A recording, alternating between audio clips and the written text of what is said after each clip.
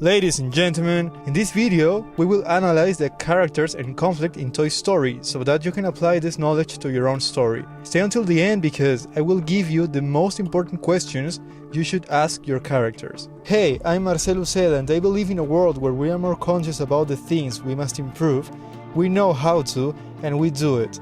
And I believe stories can do that. I'm here to help you create stories that make this world a better place.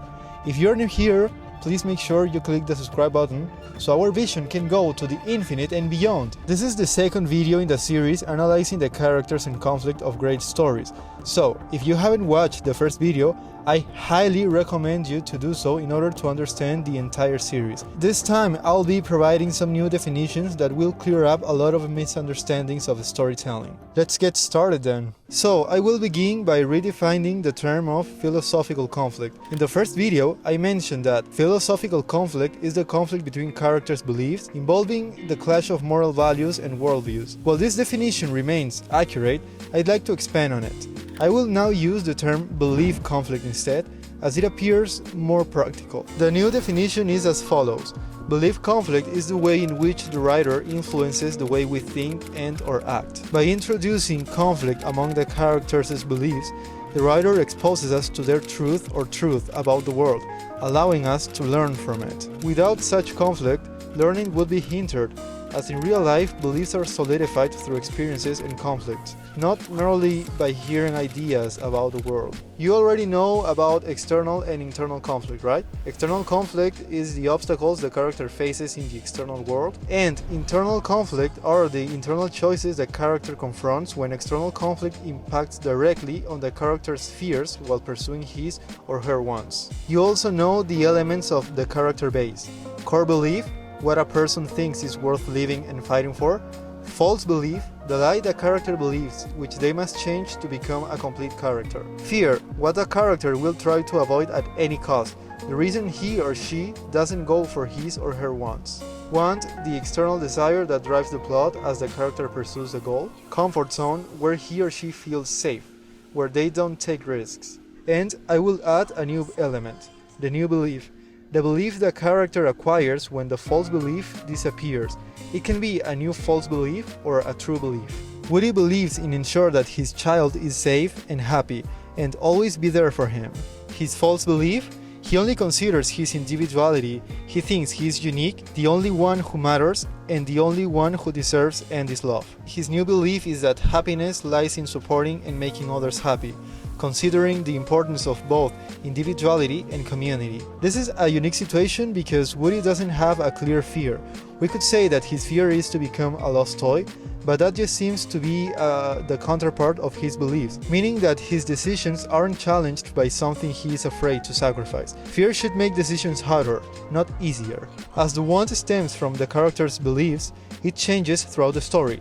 Initially, he wants to keep calm in Andy's room due to his birthday. Then, when Buzz arrives, he wants to reclaim Andy's love. And when he becomes a lost toy, he wants to get back home, etc. Comfort zone being Andy's favorite. Buzz believes in ensure that the community is safe and happy. His false belief is that he is a real space ranger. He only considers the community and not himself. Buzz's internal conflict is more impactful since he's the one who develops the most in the movie. His new belief is the same as Woody's. Happiness lies in supporting and making others happy, considering the importance of both individuality and community. Buzz doesn't have a fear either, and he wants to fix his spacecraft, and when he gets lost, he aims to find a new one. Arguably, his comfort zone is being a packaged toy because his journey begins once he lands on Andy's bed. This comfort zone isn't very strong, so we won't consider it significant. Some characters don't have a comfort zone, but I really recommend you creating a meaningful comfort zone for your characters to generate compelling internal conflict when they step out of it. Now, let's see how each type of conflict is created with each character. But first, I want to clarify something that might cause some misunderstandings. In the last video, I incorrectly explained philosophical conflict,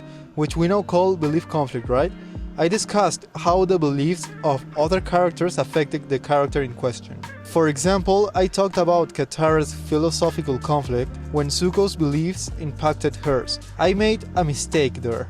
Let me explain. To truly understand this, we need to grasp the line that separates belief conflict from internal conflict. Remember the scene where Woody chooses to stay in Sid's house and tells Buzz to escape alone? In that scene, we can observe both conflicts. It's a belief conflict because it shows that Woody's path, being a toy who only thinks of himself, is not a good way to live. And it's also an internal conflict because Woody is making a difficult decision that causes him a lot of pain and makes us empathize with him. That's the difference. Now let's see how conflict really works with Woody and Buzz's character base. It's external in Woody's arrival and his apparent superiority to Woody. It becomes an impediment that challenges Woody's core and false belief. It is internal because for the first time, Woody feels that he is not unique.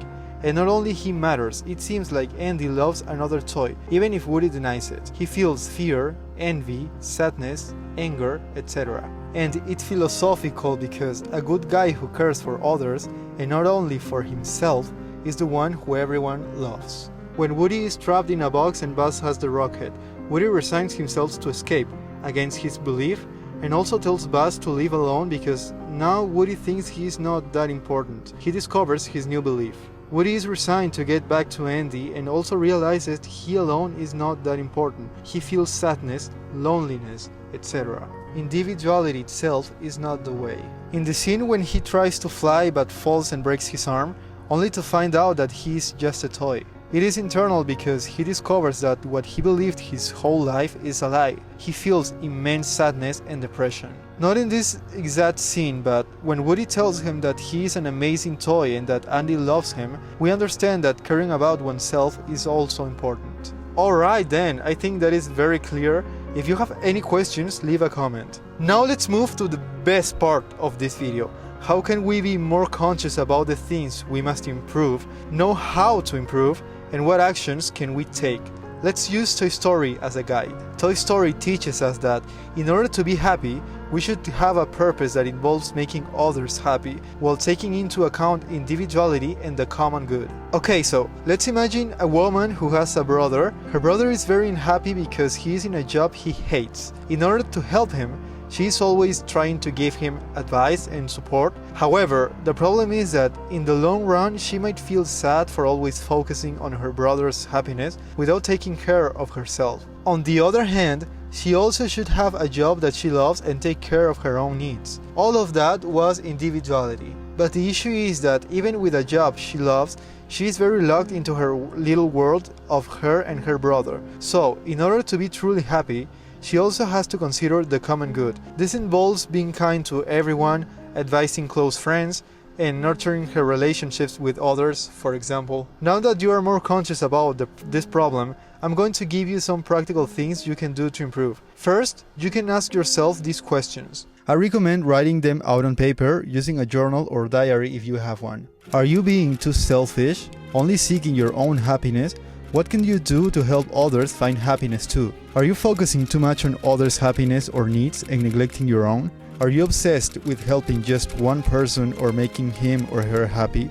How is this affecting you? How can you make yourself happy too while helping others? Based on your answers, what are the 3 practical steps you can take now to improve this situation? For example, talking about your feelings with that person, setting boundaries, spending time alone doing something you love, or even finding your purpose in life. By the way, I also recommend these books.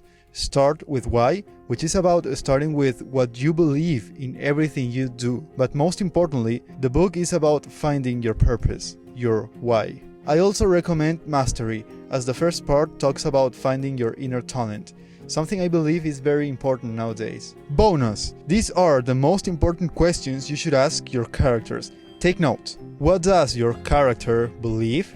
What does your character wrongly believe? What is your character's greatest fear? What is your character's principle? What is your character's comfort zone? What will be your character's new belief? What does your character need to be truly happy? How is your character unsatisfied with his or her life? Now it's your turn to apply all that's been said in this video to your story and your life as well. If you want us to work together on your story, please visit my Fiverr account. where I have a geek specialized in turning an idea or theme into great characters. I can also improve the characters you already have. I will be adding more geeks in the future as I improve my knowledge. Okay, ladies and gentlemen, that's all for today. I hope you've enjoyed this video, but above all, I hope that you've learned something valuable. If so, please subscribe to this channel. That is a great zero-cost way to support me and our vision. Additionally, please follow me on Instagram and TikTok. My links are in the description. If you have some feedback or topics you'd like me to cover in future videos, please put those in the comment section. I do read all the comments. If you are unable to support me in any of those ways, it's okay. Your time and attention have been more than enough. Thanks. Thank you once again for all your support, and last but not least, thank you for sharing our vision.